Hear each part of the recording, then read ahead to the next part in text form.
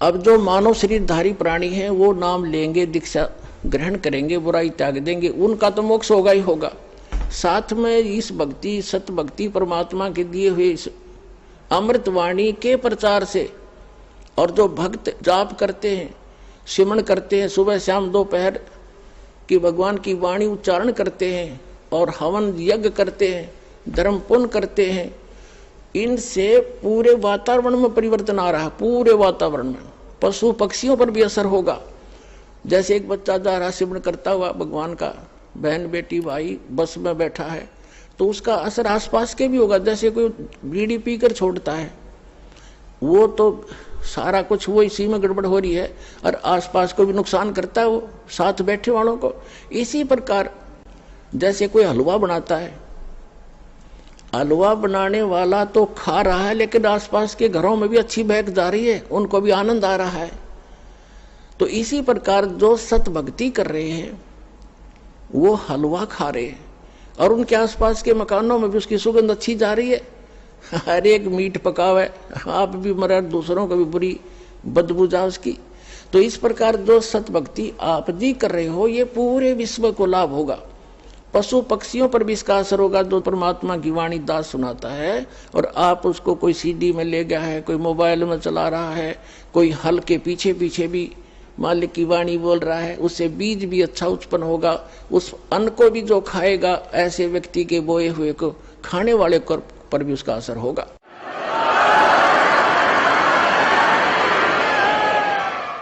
एक समय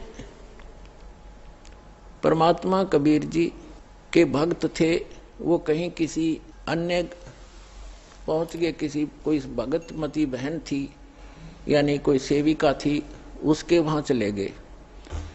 परमात्मा के जाने के बाद ये अपने आप मनमुखी संत भी बन जाते हैं, लेकिन भक्ति करने से थोड़ी बहुत उनके अंदर वो साधु गुण अवश्य आ जाते हैं।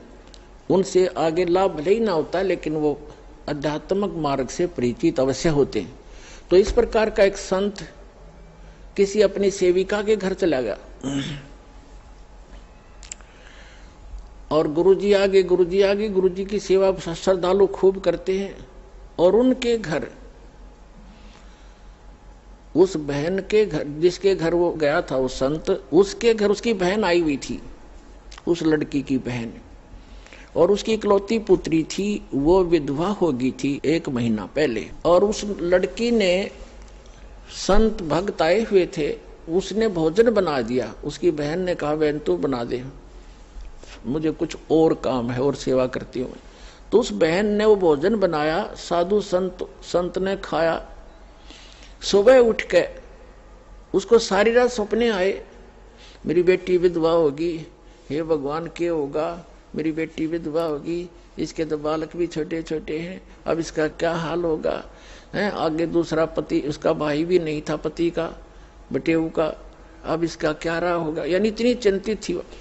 तो सुबह उठ के उस संत ने कहा अपनी शिष्या से, बहन आज ये हमारा भोजन किसने बनाया था, ये कल रात का जो भोजन था ये किसने बनाया था। तो उसने बताया, जी मेरी बहन आई हुई है, उसने बनाया था। अच्छा, क्या कोई आपत्ति है उसके ऊपर, कोई दुख है उसको। कहा महाराज जी घना दुख उसको, तो नाम तो उसने ले नहीं रखा। उसकी एक का बेटी थी और वो विवाह कराया था, 2 बालक छोटे छोटे, उसके पति की मृत्यु होगी, विधवा होगी बेटी, यह बहुत दुखी है। तो पुण्यात्माओं, अब उसके द्वारा बनाए गए वो सोच विचार जो उसके थे उस अन्न में पहुंचे, और उस अन्न को खाने से उस संत भी डिस्टर्ब हो गया।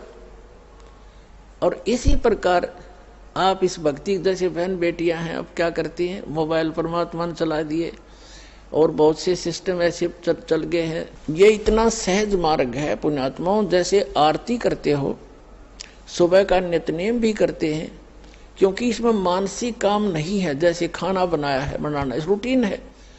अब जैसे गाड़ी चलाते हैं, अब उसमें मानसिक काम घना नहीं होता, अभ्यास हो जाता है इनका, अपने हाथों का अपने आप ही। तो उसमें भगवान की भक्ति, जैसे आरती लगा दी, आरती भी करता रहे और काम भी करता रहे। जैसे बहन आरती करती हैं या मंत्र करते करते नाम आरती, रोटी बना रहे हैं, मंत्र करने लगे, तो उनका असर उस अन्न में भी होगा और खाने वाले को भी वो अनुकूल करेगा, उसमें उसका लाभ देगा। तो इसी प्रकार पुण्यात्माओं, इस स्थान से जिस भी प्राणी को उपदेश प्राप्त होगा उसके मोक्ष में शंका नहीं। ये तो आप निश्चिंत हो जाना, आपका मोक्ष 101% है।